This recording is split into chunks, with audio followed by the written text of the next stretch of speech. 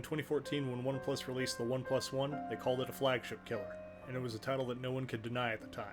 It had a 5.5-inch 1080p display, the latest and greatest processor, 3 gigs of RAM, all with what everyone agreed was one of the top 3 cameras in a smartphone at the time, all at half the price of the Android flagships.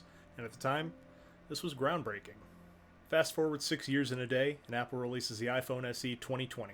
It's got a 4.7-inch 1334x750 Retina display with the latest and greatest processor, 3 gigs of RAM, all at less than half the price of Android flagships. That sounds a little familiar. Now, because of the consistent creep in prices on the part of OnePlus, they don't have the huge advantage over the other manufacturers that they once had. Before, when they were the same specs at half the price, that was an easy sell.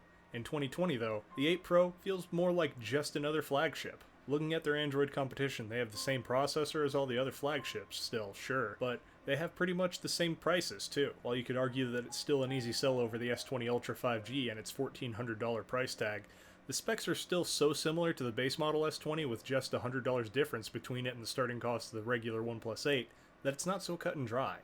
Maxed out, the OnePlus 8 Pro comes in at $1,000, and what that price tag gets you is a sleek slab of glass that has the fastest wireless charging on the market, along with reverse wireless charging, 12 gigs of LPDDR5 RAM, 256 gigabytes of ultra-fast UFS 3.0 2-lane storage, a 4510 mAh battery, an underscreen fingerprint reader that sits just behind a 6.78-inch 120Hz fluid AMOLED display, a triple camera array, along with a 5-megapixel ultraviolet color filter camera, that is, unless you live in China. But that's not all. Unlike their last flagship with its pop-up selfie camera, the 8 Pro also has the ever-divisive hole punch display to make room for the selfie cam. I hardly ever notice it while watching videos though, because with an aspect ratio of just about 20:9, even with all of the 18:9 widescreen content that's out there, that hole punch is going to fly completely under the radar out in the black bars that'll get added onto either side of videos, let alone with normal 16:9 content. Otherwise though, it seamlessly lives up in the notification bar at the top and does a good job of just being ignored. Back to that fast charging I mentioned earlier though. OnePlus has led the fast charging game fairly well since they started focusing on it back in the dash charge days, and more so now in their warp charge era. This year is no exception, and in addition to that same great Warp Charge 30 from the OnePlus 7, the OnePlus 8 Pro has Warp Charge 30 wireless, which can get those same fantastical fast charge numbers in almost just as short a time. Just like when they launched Dash Charge though, to get that benefit, it's a separate purchase, and this time their new charger is going to run you $70. So, all in, to get a maxed out OnePlus 8 Pro and the best experience, you're going to be out $1,070.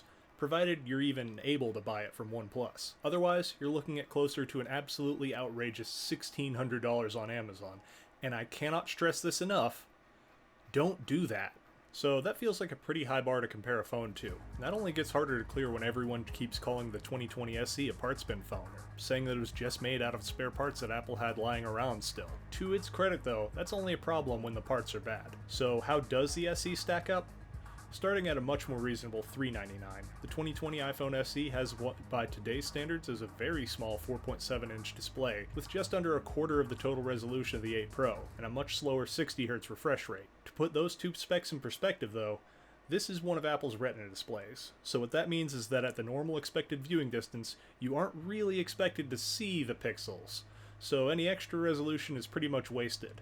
And honestly, that's true in the case of the SE, too. Before I looked at the spec sheet, if you'd have told me that it was just barely better than a 720p display, I'd have called you a liar. Not to say that a more pixel-dense display won't look better, but to notice the difference, you really need to see them side by side. The refresh rate, however, is a different story.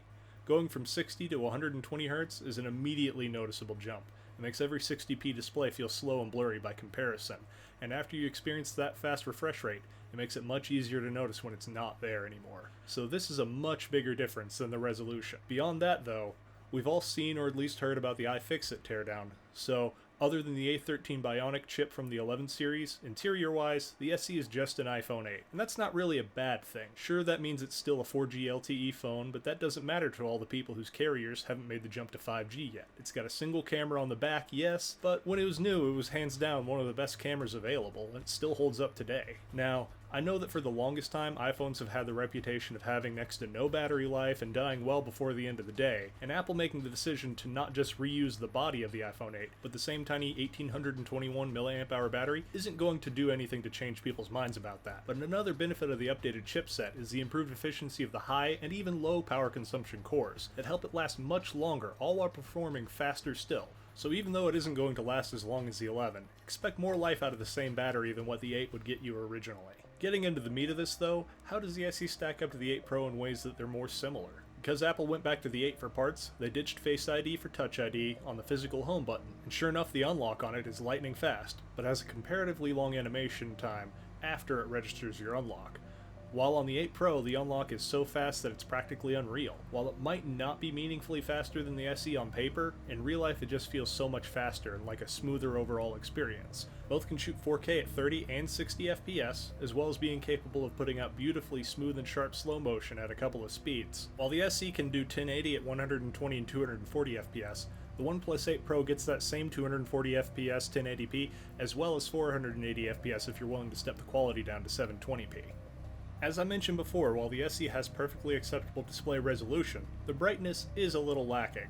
While 625 nits was good when it was on the original iPhone 8, in comparison, the OnePlus 8 Pro has the brightest display on any smartphone up until now, topping out at 1444 nits, and that makes a lot of sense once you remember how that helps out with the underscreen fingerprint reader.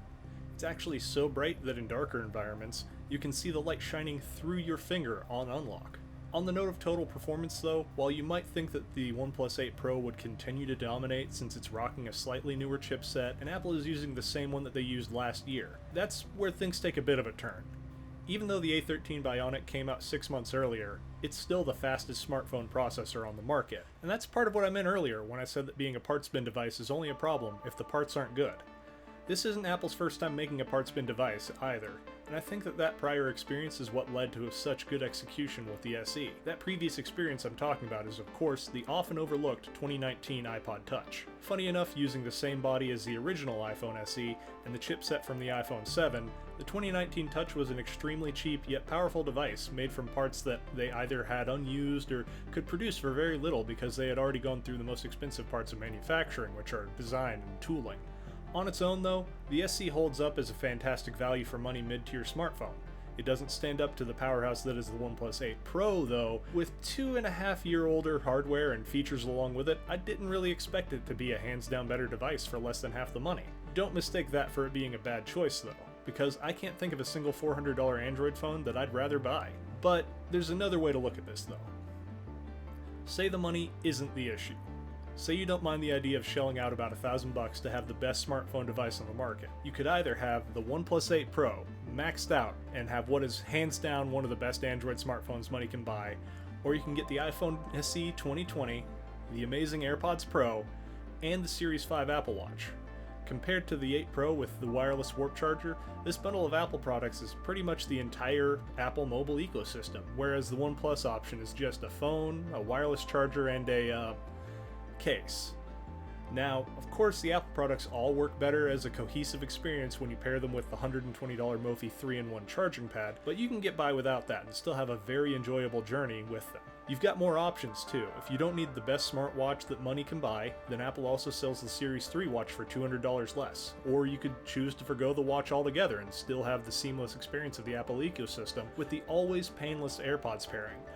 All of these ways that you could take this has sent a clear message to Android manufacturers though. We're no longer in the days where just the top tier Android phones have to compete with Apple, but now all the great performing mid-tier phones have to as well. And not just that, but the top tier phones have got to pit their flagship phones against the entire Apple ecosystem for the same money. So there you have it. What would you rather have? The cheapest iPhone with the fastest processor that they've made, or maybe that phone along with the best versions of all of their peripherals?